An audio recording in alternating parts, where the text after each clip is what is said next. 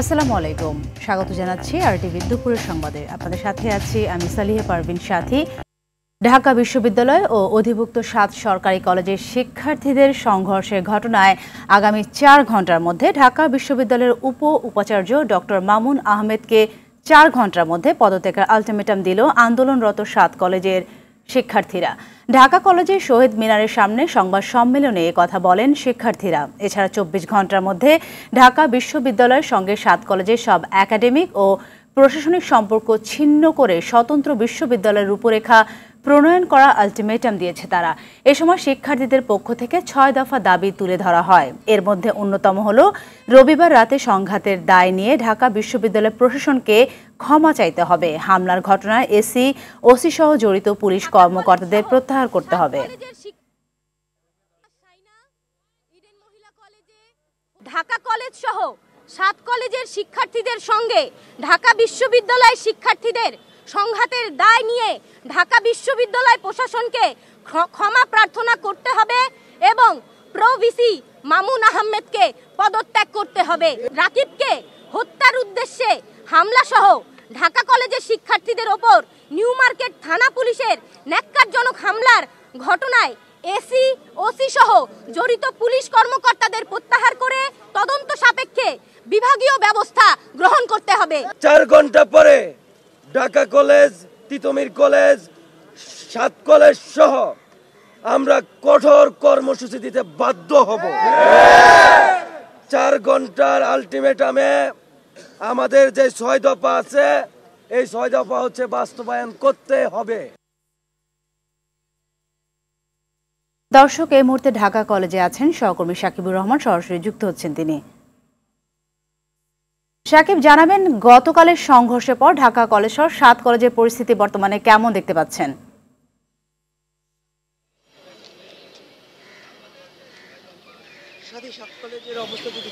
ঢাকা কলেজে কিন্তু এখন একেবারে নর্মাল অবস্থা বিরাজ করছে, অর্থাৎ শিক্ষার্থীরা তাদের যে আলটিমেটাম 4 ঘন্টার আলটিমেটাম দিয়ে তারা তাদের বিভিন্ন রকম যে কাজ রয়েছে নিজেদের মধ্যে মিটিং করা সেগুলো করছে। এখন দুপুরের সময় তারা খাবার দাবার খেয়ে নিচ্ছে। পরবর্তীতে 4টার সময় তারা এখানে আসবেন। এখানে এসে তারা আগে দেখবেন যে তারা যে 4 ঘন্টার সময় বেঁধে দিল সেই সময়ের মধ্যে তাদের দাবিগুলো মানা হচ্ছে কিনা সেটি মূলত তারা পর্যবেক্ষণ করবেন। যদি তাদের দাবি না মানা হয় তাহলে তারা 4টার পরে একটি সংবাদ সম্মেলন করবেন, যেখানে তারা আগামী যে তাদের পদক্ষেপগুলো কি ধরনের তারা আলটিমেটাম দেয় সেই জিনিসগুলো তারা তুলে ধরবেন। তার আগে কিন্তু 4 ঘন্টা বেঁধে দেওয়া হয়েছে, যেখানে আমরা সংবাদে দেখতে পারলাম যে মূল দাবি কিন্তু রয়েছে যে ঢাকা বিশ্ববিদ্যালয়ের প্রো-ভিসি তার পদত্যাগ করতে হবে, ঢাকা বিশ্ববিদ্যালয়ের প্রশাসনকে ক্ষমা চাইতে হবে। এছাড়াও যদি বলি যে অন্যান্য 7 কলেজে কিন্তু কিছু কিছু জায়গায় আমরা যতটুকু খবর পেয়েছি নিজেদের ক্যাম্পাসে তারা অবস্থান নিয়েছেন, বিভিন্ন স্লোগান দিচ্ছেন, তাদের দাবি দেওয়া আদায়ের জন্য সেই বিষয়গুলো তারা তুলে ধরছেন। এবং পাশাপাশি ঢাকা বিশ্ববিদ্যালয়ের উপাচার্য কিন্তু এই যে 7 কলেজের প্রিন্সিপাল রয়েছে তাদেরকে নিয়ে একটি বৈঠকে বসেছেন।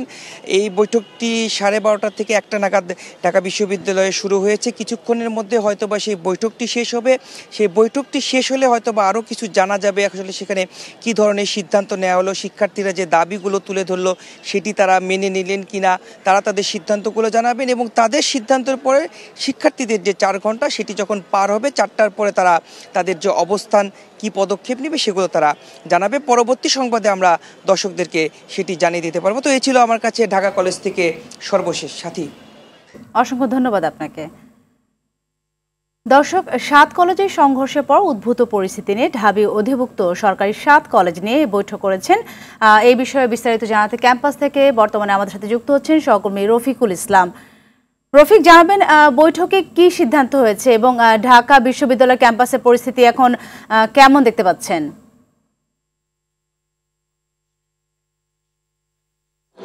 সাথী, বৈঠকটি কিছুক্ষণ হয়েছে। আমি রয়েছি ঢাকা বিশ্ববিদ্যালয়ের উপাচার্যের কার্যালয়ে।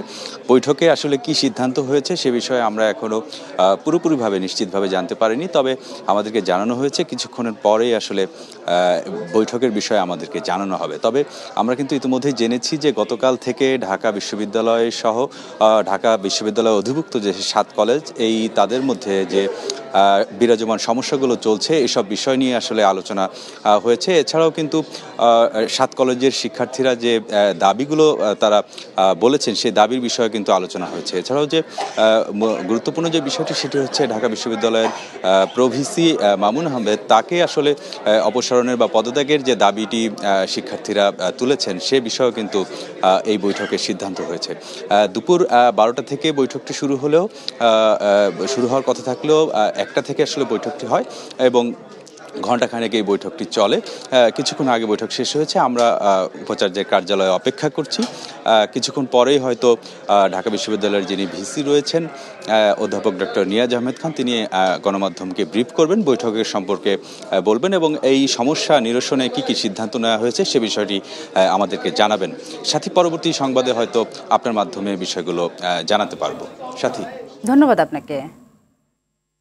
ঢাকা বিশ্ববিদ্যালয় ও অধিভুক্ত 7 কলেজের শিক্ষার্থীদের মধ্যে দফায় দফায় সংঘর্ষের ঘটনা ঘটেছে। রোববার গভীর রাত পর্যন্ত এই সংঘর্ষে দুপক্ষের বেশ কয়েকজন আহত হন। ঢাকা বিশ্ববিদ্যালয় ও অধিভুক্ত 7 কলেজের আজকের সব ক্লাস পরীক্ষা স্থগিত করা হয়েছে। তাইমুন ইসলাম রায়হানকে সাথে নিয়ে আরও জানাচ্ছেন বিপুল দেব রায়। ঢাকা বিশ্ববিদ্যালয়ের উপাচার্যের আচরণের প্রতিবাদ 7 কলেজকে স্বতন্ত্র বিশ্ববিদ্যালয় ঘোষণা, 2024-25 সেশন থেকে ভর্তি পরীক্ষায় অযৌক্তিক কোটা পদ্ধতি বাতিল, শ্রেণীকক্ষের ধারণ ক্ষমতার বাইরে শিক্ষার্থী ভর্তি না করা সহ 5 দফা দাবিতে রোববার সন্ধ্যায় সায়েন্স ল্যাব মোড় অবরোধ করেন 7 কলেজের শিক্ষার্থীরা। রাত 10:30টার দিকে ঢাকা কলেজ ক্যাম্পাস থেকে শিক্ষার্থীরা মিছিল নিয়ে ঢাকা বিশ্ববিদ্যালয়ের উপাচার্য অধ্যাপক মামুন আহমেদের বাসভবনের দিকে যেতে চাইলে গণতন্ত্র তোরণের সামনে তাদের আটকে দেয় ঢাকা বিশ্ববিদ্যালয়ের শিক্ষার্থীরা। শুরু হয় ইট পাটকেল নিক্ষেপ, ধাওয়া পাল্টা ধাওয়া। এ সময় দুই পক্ষের বেশ কয়েকজন শিক্ষার্থী আহত হন। পরিস্থিতি নিয়ন্ত্রণে আনতে টিয়ার গ্যাস ও সাউন্ড গ্রেনেড ছড়ে পুলিশ। নীলক্ষেত রূপ নেয় রণক্ষেত্রে।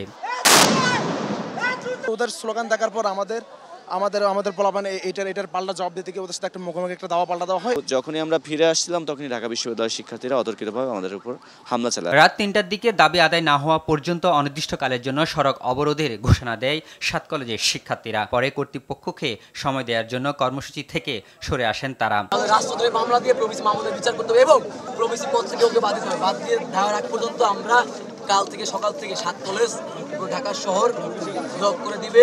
Titumir college, Bangla college, Eden college, Badrunnesa college, Dhaka college, সৌরভী কলেজ, কবি নজরুল কলেজ, সকল কলেজ তার পয়েন্টে অবস্থান নেবে। ঘটনার পর ঢাকা বিশ্ববিদ্যালয় ও অধিভুক্ত সরকারি 7 কলেজের সোমবারের সব ক্লাস পরীক্ষা স্থগিত করা হয়। শিক্ষার্থীদের ধৈর্য ধারণের আহ্বান জানিয়েছেন ঢাকা বিশ্ববিদ্যালয়ের উপাচার্য অধ্যাপক ডক্টর মামুন আহমেদ। রোববার দিবাগত রাত 12:30টার পর 35 সেকেন্ডের একটি ভিডিও বার্তায় তিনি এই আহ্বান জানান। উদ্ভূত পরিস্থিতির জন্য দুঃখ প্রকাশ করেন তিনি। রাতে যে অনাকাঙ্ক্ষিত ঘটনার সূত্রপাত হয়েছে তা দুঃখজনক, এতে আমি গভীরভাবে মর্মাহত।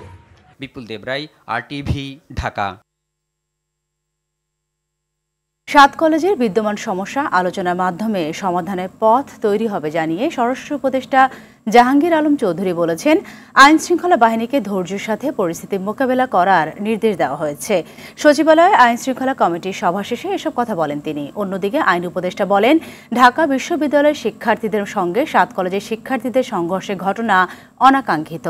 পরিস্থিতি সামাল দেওয়ার জন্য যা করার তাই করা হবে। এ বিষয়ে ডিএমপি কমিশনার শেখ মোহাম্মদ সাজ্জাদ আলী বলেন, পরিস্থিতি সামলাতে যতটুকু দরকার সেই অনুযায়ী সাউন্ড গ্রেনেড এবং টিয়ার শেল ব্যবহার করা হয়েছে।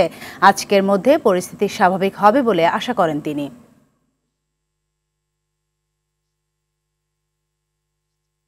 আইন শৃঙ্খলা বাহিনীকে বলতে তারা ধৈর্যের ধারে সাথে জিনিসটা মোকাবেলা করার জন্য, এবং আমাদের ছাত্র ভাইদেরও আমরা অনুরোধ করব প্রত্যেকটা জিনিস একটু ধৈর্যের সাথে এবং আলোচনার মাধ্যমে যেন সমস্যাটা সমাধান হয়, ওই দিকে যেতে হবে।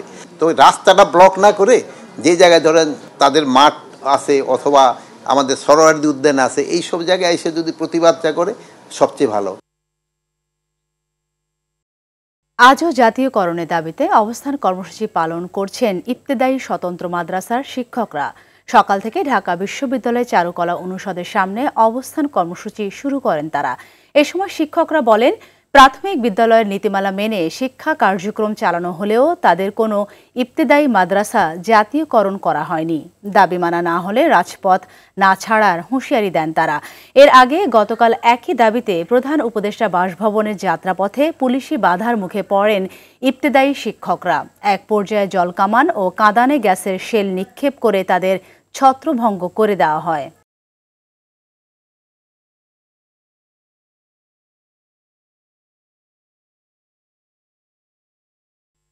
আগামী নির্বাচন কবে হবে তা নির্বাচন কমিশনের হাতে নেই উল্লেখ করে নির্বাচন কমিশনার আবুল ফজল মোহাম্মদ সানাহুল্লাহ বলেছেন, প্রধান উপদেষ্টার বক্তব্য অনুযায়ী স্বল্প সংস্কার শেষে 2025 সালের ডিসেম্বরে অথবা অধিক সংস্কার শেষে 2026 সালের জুনে নির্বাচন করা সম্ভব।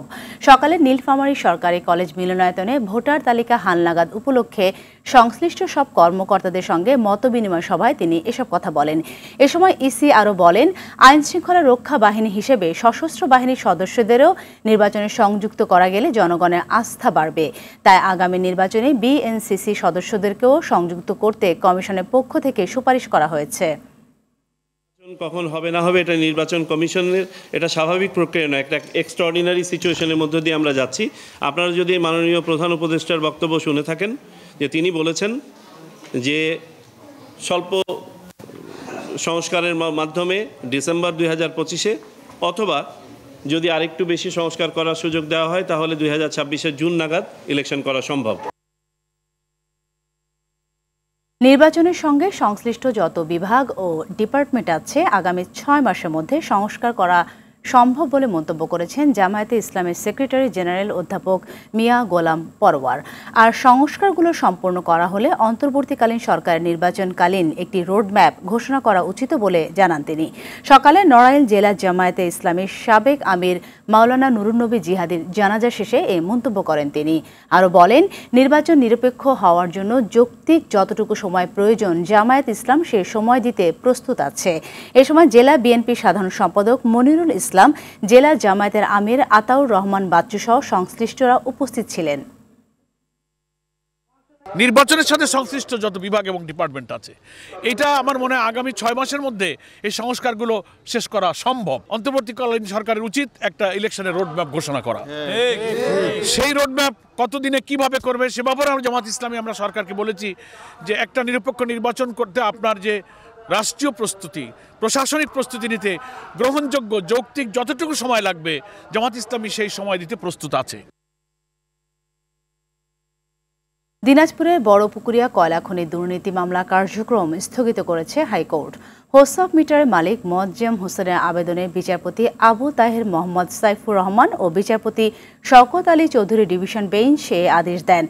গত 27 নভেম্বর ঢাকার বিশেষ জজ আদালত 3-এর বিচারক আবু তাহের বিএনপি চেয়ারপারসন বেগম খালেদা জিয়া সহ তাদের মামলার দায় থেকে অব্যাহতি দেন।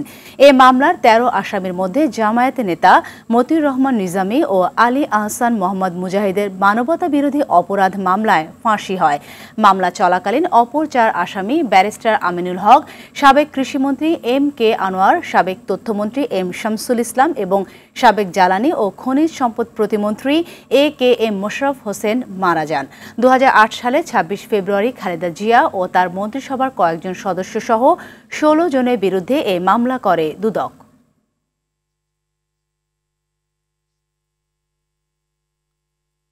সাবেক দুর্যোগ ব্যবস্থাপনা ও ত্রাণ প্রতিমন্ত্রী এনামুর রহমানকে গ্রেপ্তার করেছে ঢাকা মেট্রোপলিটন গোয়েন্দা পুলিশ। গেল রাতে রাজধানী বসুন্ধরা আবাসিক এলাকার একটি বাসা থেকে তাকে গ্রেপ্তার করা হয়েছে। ঢাকা জেলা উত্তর গোয়েন্দা পুলিশের ইনচার্জ জালাল উদ্দিন জানান, গোয়েন্দা তথ্যের ভিত্তিতে রাজধানী বসুন্ধরা আবাসিক এলাকায় অভিযান চালানো হয়। এ সময় আত্মগোপনে থাকা এনামুলকে একটি ভবন থেকে গ্রেপ্তার করা হয়। তার বিরুদ্ধে বৈষম্য বিরোধী আন্দোলনে ছাত্র জনতার মিছিলে হামলা ও হত্যার অভিযোগ রয়েছে। এছাড়া ক্ষমতার অপব্যবহার ও জ্ঞাত আয় বহির্ভূত সম্পদ অর্জনেরও অভিযোগ রয়েছে তার বিরুদ্ধে।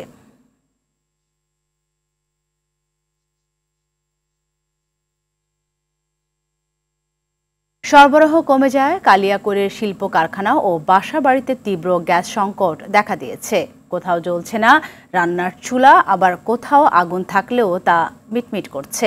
এ কারণে রান্না ও খাবার নিয়ে ভোগান্তিতে পড়েছেন কালিয়াকৈরের বিভিন্ন এলাকার বাসিন্দারা। এছাড়া কারখানাগুলোতেও গ্যাসের চাপ কম থাকায় উৎপাদন কমেছে। আর্থিক লোকসানে পড়ার শঙ্কায় কারখানার মালিকরা। কালিয়াকৈর থেকে কামাল হোসেন বিপ্লবের তথ্যছবিতে জানাচ্ছেন ইমরুল কায়েস। প্রতিদিন দীর্ঘ অপেক্ষার পরও রান্নার চুলায় দেখা নেই আগুনের। অনেক চেষ্টার পর যৎসামান্য আগুনের দেখা মিললেও চুলা জ্বলছে মিটমিট করে। এ চিত্র গাজীপুরের কালিয়াকৈর উপজেলার বেশ কিছু এলাকার। স্থানীয়রা জানায় তীব্র গ্যাস সংকটে বাজার থেকে গ্যাস সিলিন্ডার, চুলা, কাঠ কিনে রান্নার কাজ সারছেন। অনেক সময় বাইরে থেকেও খাবার কিনে আনছেন। অবৈধ গ্যাস সংযোগের কারণে বৈধ লাইনে গ্যাসের চাপ কমছে বলে অভিযোগ স্থানীয়দের। শুধু বাসাবাড়িই নয়, সিএনজি পাম্পেও ঠিকমতো গ্যাস না পেয়ে ঘন্টার পর ঘন্টা অপেক্ষায় থাকতে হচ্ছে চালকদের। 2-2.5 বছর হয়েছে গ্যাস নাইকা, আমরা বিল দিতেছি। আমাদের প্রতি মাসের বিল আমরা ঠিক মতো দিতেছি, কিন্তু গ্যাস পাচ্ছি না। আমাদের যা টাকা পাই আমাদের গ্যাস কিনতেই শেষ। অবৈধ লাইনে গ্যাস থাকে, বৈধ লাইনে গ্যাস থাকে না, আমাদের গ্যাস বিল দিতে হয়। গ্যাসেরও সংকট আছে, ঘন্টার পর ঘন্টা সিরিয়ালে বসে থাকি। উপজেলার 3 শতাধিক শিল্প কারখানায় প্রতি ঘনফুটে 15 PSI গ্যাসের চাপ থাকার কথা থাকলেও পাচ্ছেন 2 থেকে 3 PSI। ফলে ব্যাহত হচ্ছে উৎপাদন কার্যক্রম। তাই আর্থিক লোকসানে পড়ার শঙ্কায় রয়েছেন ব্যবসায়ীরা। এই যে শিপমেন্ট, আমাদের যে প্রোডাকশন আমরা যে সেল করি, এই সেলগুলাও আমরা ঠিক মতে তাদেরকে ডেলিভারি দিতে পারছি না। এই জন্য আমাদেরকে কোম্পানি বেসিক্যালি আর্থিকভাবে ক্ষতি সাধন হচ্ছে এই গ্যাসের না থাকার কারণে। গ্যাস সংকটের কথা স্বীকার করে এই কর্মকর্তা বলেন, সংকট কাটিয়ে উঠতে বেশ কিছুদিন সময় লাগবে। সবাই সম্মিলিতভাবে চেষ্টা করছে দেশীয় উৎপাদন বাড়ানোর জন্য এবং যতটুকু সম্ভব বাড়িয়ে সরবরাহ ব্যবস্থা উন্নত করার জন্য এবং সাথে সাথে এলএনজি আমদানির মাধ্যমে সংকটটা কাটানোর জন্য চেষ্টা করছে। আশা করি অতি শীঘ্রই এটা ইনশাআল্লাহ সমাধান। ইমরুল কায়েস, RTV। আত্মসমর্পণের পর জামিন পেলেন ঢাকায় চলচ্চিত্রের আলোচিত চিত্রনায়িকা পরিমণি। ব্যবসায়ী নাসির উদ্দিন মাহমুদের করা মারধর ও হত্যা চেষ্টা মামলায় রোববার গ্রেপ্তারি পরোয়ানা জারি হলে সকালে আদালতে হাজির হয়ে জামিনের আবেদন করেন তিনি। আদালতের কাছে ন্যায় বিচার পাবেন জানিয়ে পরিমণি অভিযোগ করেন, ক্যারিয়ার ধ্বংস করার জন্য উদ্দেশ্য প্রণোদিত হয়ে এই মামলা। রফিকুল ইসলামের সহায়তায় বিস্তারিত জানাচ্ছেন নাজিব ফরাইজি। 2021 সালের 8 জুন রাত 12:22 ঢাকা বোট ক্লাবে 3 সহযোগী সহ প্রবেশ করেন আলোচিত চিত্রনায়িকা পরিমণি। সিসিটিভির ফুটেজে ভেতরে মদ পান সহ ব্যবসায়ী নাসির উদ্দিনের সাথে তর্ক করতে দেখা যায় তাকে। 1.5 ঘন্টা পর পরিমণিকে অচেতন অবস্থায় ক্লাব থেকে বের করে নিয়ে যেতে দেখা যায়। পরে ক্লাবে ধর্ষণ ও হত্যা চেষ্টার অভিযোগ করেন এই নায়িকা। এই মামলায় ব্যবসায়ী নাসির উদ্দিন মাহমুদ ও তুহিন সিদ্দিকী অমি সহ 5 জনকে গ্রেপ্তার করে গোয়েন্দা পুলিশ।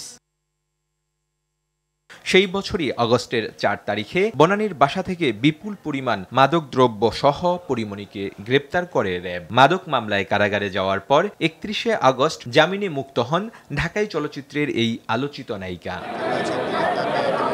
অন্যদিকে মারধর ও হত্যা চেষ্টার অভিযোগে 2022 সালের 18 জুলাই ঢাকার আদালতে নালিশি মামলা করেন ব্যবসায়ী নাসির উদ্দিন মাহমুদ। ঘটনার তদন্ত শেষে রোববার পরিমণি ও তার কস্টিউম ডিজাইনার জুনায়েদ বুগদাদি জিমির বিরুদ্ধে অভিযোগ গঠন করে বিচার শুরুর আদেশ দেন আদালত। একই সঙ্গে তাদের বিরুদ্ধে গ্রেপ্তারি পরোয়ানা জারি করা হয়। সোমবার সকাল 10টায় আদালতে আত্মসমর্পণ করেন Porimoni. Chief judicial magistrate Mohammad জুনায়েদের আদালত 1000 টাকা বন্ডে তার জামিন মঞ্জুর করেন। আমি একটা মামলা করলাম, তার 2.5 বছর পরে, ঠিক 2.5 বছর পরেই একটা পাল্টা মামলা করা হলো, শুধু দমানোর জন্যই, তার কিছু না। আমার মনে হয়েছে যে আমি এখান থেকে ন্যায় বিচার পাবো।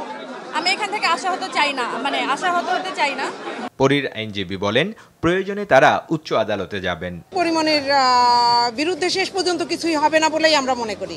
এই আদালতে আমরা শুনানি করতে পারিনি, আমরা উচ্চ আদালতে যাওয়ার সার্বিক প্রস্তুতি নিব। অন্যদিকে মাদকদ্রব্য নিয়ন্ত্রণ আইনের মামলায় পরিমণি সহ 3 জনের বিরুদ্ধে বিচার চলছে ঢাকার বিশেষ জজ আদালত 10-এ। এই মামলাটি সাক্ষ্য গ্রহণ পর্যায়ে রয়েছে।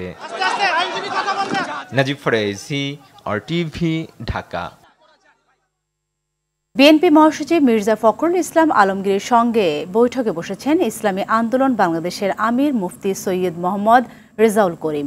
দুপুর 12:15টার দিকে রাজধানী পুরানা পল্টনের নোয়াখালী টাওয়ারে ইসলামী আন্দোলনের দলীয় কার্যালয়ে এই বৈঠক শুরু হয়, চলে 1:45 পর্যন্ত। সরাসরি চলে যাচ্ছি সেখানে।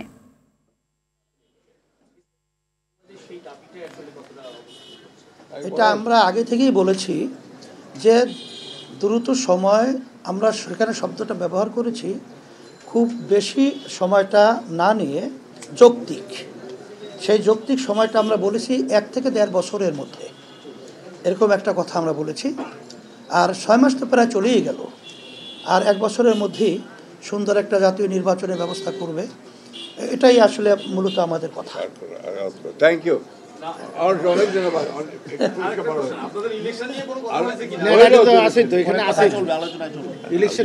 আলোচনা ধারাবাহিকভাবে চলতে থাকবে। হ্যাঁ, ঠিক আছে, আলোচনা চলবে ইনশাআল্লাহ। শুকরিয়া।